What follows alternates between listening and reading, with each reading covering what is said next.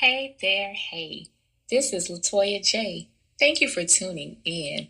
Listen, this is the place where we discuss all things wholeness. While you're at it, go ahead and subscribe and check out the video. I hope you enjoy.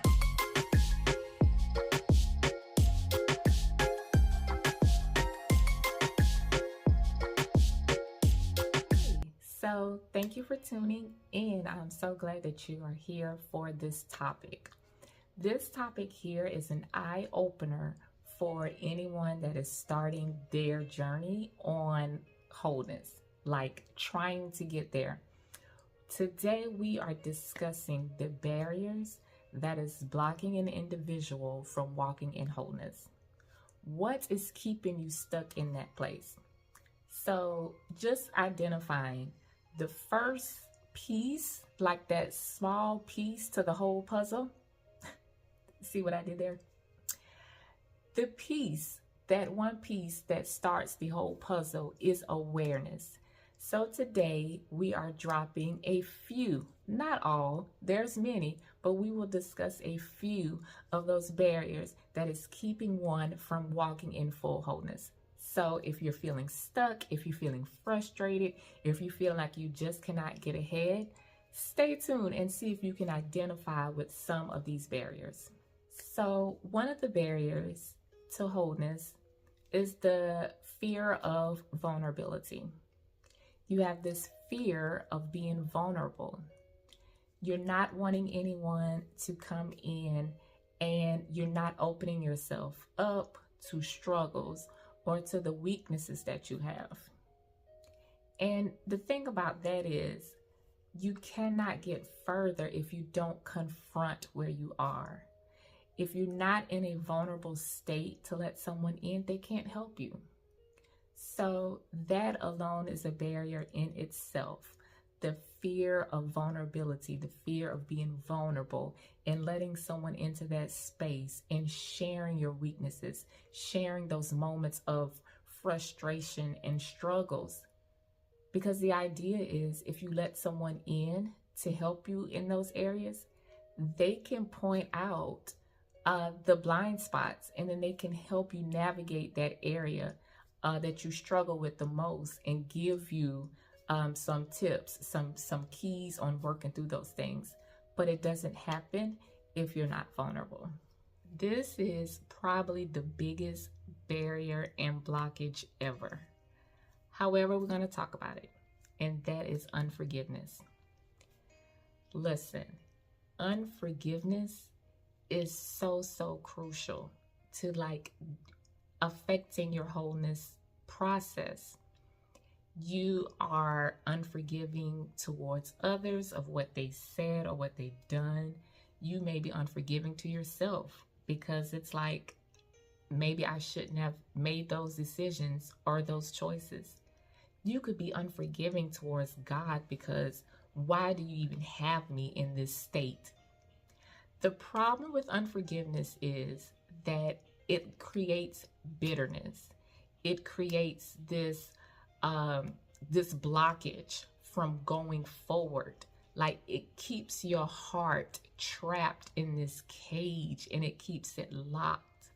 Unforgiveness is a big hindrance that I would love for us to let go, so that anyone that has hurt you, anyone that has affected anything in your past, is not going to carry that power over into your future. We are letting all things go. I know that it's hard, but unforgiveness is a barrier. We got to move past it. Avoidance,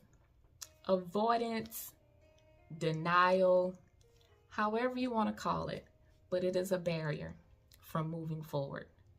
You know, like I stated before, awareness is the first key in walking in this whole journey of being whole. So you have to be aware that you are in a situation, that you're in this state of the things that have hurt you, the things that have you bound, the things that keep you up at night. There is no way that you can keep moving forward, that you can go throughout these day-to-day tasks, just going on like nothing ever happened. We got to confront some stuff. And the only way to do that is to not be in denial, okay? Being aware, addressing it head on, actually sitting down and knowing this has happened, making it a thing where we acknowledge what went wrong, because we can't address what we have not acknowledged. So definitely denial, I would say, would be a, a barrier.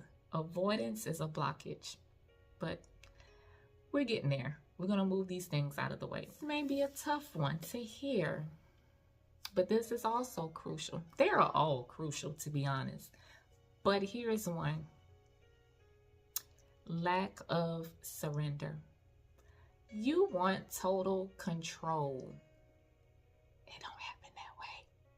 I don't know if you heard me. It doesn't happen that way. Lack of surrender is a barrier into your made whole journey, because you're not giving God room to do what he does best. He cannot perform the miracles, the signs, the wonders, the healing, the deliverance if we are in the way, making our own decisions, making our own choices, putting together our own action steps. It just doesn't happen that way. Lack of surrender is a barrier because it does not allow God to be God. We want him to show up and just show out, guys. Show up and show out. Show these haters. Show all the people that are against me what you are about. You about to bring me up out of this. Okay, let me do what I do. Take your hands off. What? Yeah. Lack of surrender is a barrier, but we are letting God in. Take your hands off so he can have the total control of your freedom. It's even better that way, actually. We don't know what we're doing. He knows the end from the beginning, so we're just pretty much in his way. Get out of the way, girl. Get out of the way. Lack of surrender, that's a barrier. Toxic relationships. Let's talk about how toxic relationships can be a barrier. It can block you from your journey on being made whole. Because how can you call yourself being in the process of this journey of wholeness, of healing, of freedom, of being in your purpose, and you are surrounded by people that are doing the total opposite? Toxic relationships can hold you back because they want you to remain in the space that you both are in. They don't want you to outgrow them. They may think that you will leave them behind. They may feel like, what are we going to talk about at this point? But listen, that's not your problem. You have to take this journey serious for yourself. And you can't make people join you. I remember when I first began, I wanted everybody to like be on the same track as me. You know, like we may be toxic together, but come out with me. You know, like let's do this. Let's do this thing together. Let's be in our purpose. And truth be told, some people don't desire the same thing that you do or at the same time. So you have to be okay with separating yourselves from those that just don't have the same desire that you do. Toxic relationships could always pull you back. Like you can take a few steps forward and then you're thinking it's not going to be that bad, you know, like I'll just hang around them on certain days, or I call them, but we don't talk as much. But, you know, the more you spend around them, the less fruitful you can be in your journey. Sometimes you have to separate first, get equipped, get yourself free and on your right path. And then if they decide to join you, then you can be that person to help them along on the journey. But toxic relationships is definitely a barrier, a hindrance, a blockage from the wholeness journey. that will hinder your wholeness journey is the lack of community, the lack of support. The thing about that is you may feel like you're in a season where you have to be isolated, but isolated is such a strong term because God never calls us to be isolated.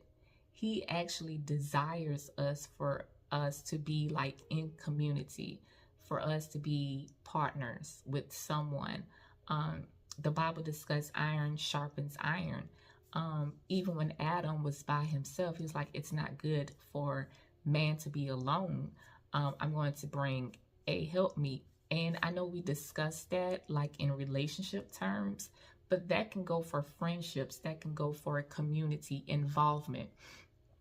You need someone with you on your journey that when the enemy starts playing tricks, starts putting things in your mind, starts giving you thoughts that you're playing back and rehearsing in your head, because you are new on this journey, you may not be as equipped to fight the enemy off, to tear down those thoughts that keeps coming, the ideas that keeps flashing in your mind that wants to pull you back to the place that you were in.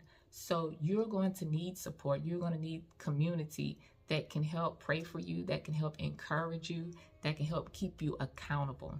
That's the biggest thing, the accountability. You cannot have accountability if you are by yourself, lonesome, and isolated from everyone.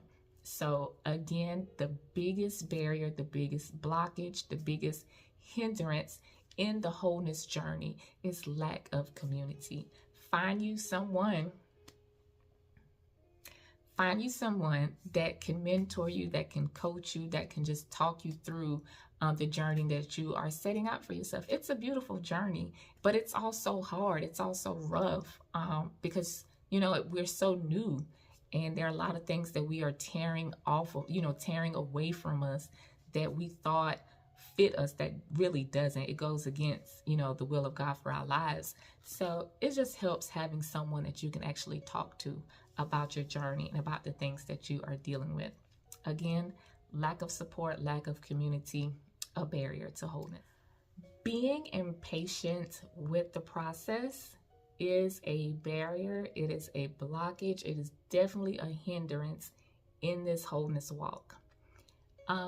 We want what we want when we want it.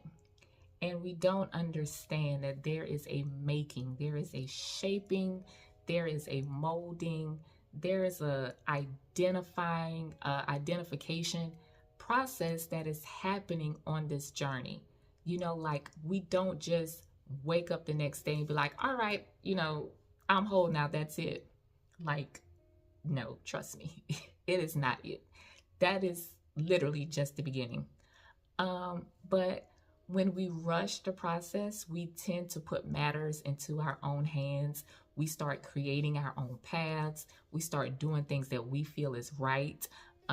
But the Bible clearly says that our ways are not like God's ways. Our thoughts are not like his thoughts. He knows the beginning from the end, to the end. And we mess ourselves up and we push ourselves even probably further back than what we would have been when we decide to take matters in our own hands because we are impatient and we really don't trust God, or we really, don't have faith in him because we want what we want again when we want it. We are the microwave age society where we're used to quick, we're used to fast, but that is not how God works. He talks about us, being connected to the vine, him. And, he has to prune us, taking away those things that doesn't serve us. And the things that do serve us, he's refining those areas. That's not an overnight process. Why do we feel like we're just going to wake up and be great? We are great, let's be clear, but we got a lot more to go. There are tons and tons of barriers that can keep you from really experiencing the full walk of wholeness, being in purpose with God. I only listed a few, but like I said, there are tons more. What I encourage you to do is to see which barrier that I named or that you can even think of that wasn't named resonates with you the most. Be honest, make yourself aware, be really intentional about thinking about where you fall in those barriers that were named. List it in the comments. Let's have a whole conversation about it. Listen, don't be shamed.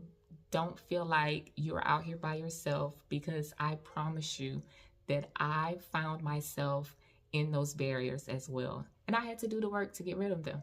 But I could not do that if I did not identify where I was or what was holding me back. So let me know which one of those barriers that you found yourself resonating with the most. One quick closeout that I want to give you is that I want to let you know that wholeness is possible. It is a journey for sure, but know that it is quite possible to achieve, and it's yours. Gotta do the work, but hey, we're in this together. Identify, become aware, and let's get to work, because there is so much on the other side. And I promise you, you're going to feel so good. You're going to feel amazing. You're going to feel like, God, why didn't I do this sooner? But what I want to tell you is that do the work, because you owe it to yourself to live life whole. Till next time, friends. Bye.